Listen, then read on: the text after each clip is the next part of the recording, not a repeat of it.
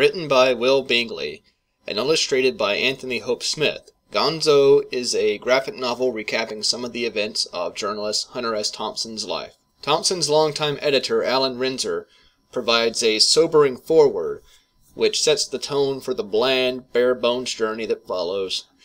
The plot centers on some of Thompson's biggest accomplishments, his books on the Hells Angels and the 1972 election, and one large public failure, his 1970 electoral run for sheriff of Aspen, Colorado. Why it sucks. The book pulls a number of quotes from Thompson in order to emulate his writing style, and much of the book's text is his own narration. This at least adds some color to what is ultimately an illustrated Wikipedia article. The only vaguely creative sections come near the end of the novel, in a sequence depicting the downfall of Richard Nixon, and the work that gets Thompson the most attention from pop culture, the Fear and Loathing in Las Vegas Rolling Stone articles, gets like 3 pages of attention. The author wouldn't have had much to work with, granted, given that the piece is likely entirely fictional, and Thompson was guarded about the reality of the entire trip.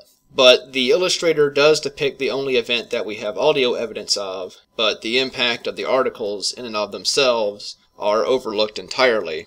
In several ways, the Alan Renzer foreword serves as the best read in this book. Renzer shares a few anecdotes and gives some personal opinions on the popular image of Hunter S. Thompson, and the effect that he's had on a multitude of young hacks. What ended up tilting this novel from moderate status to combustible status is just how drab it is compared to the source material and Thompson's prose work, both nonfiction and fiction. All of them are insightful and have a unique voice specific to the culture of their time, and this is simply a drab retelling fit into a medium that generally isn't able to get into the same amount of detail that prose can. I was excited when I saw this book at my local library, but my sheer disappointment at its mediocrity is making my hypothetical comic book pyre even bigger.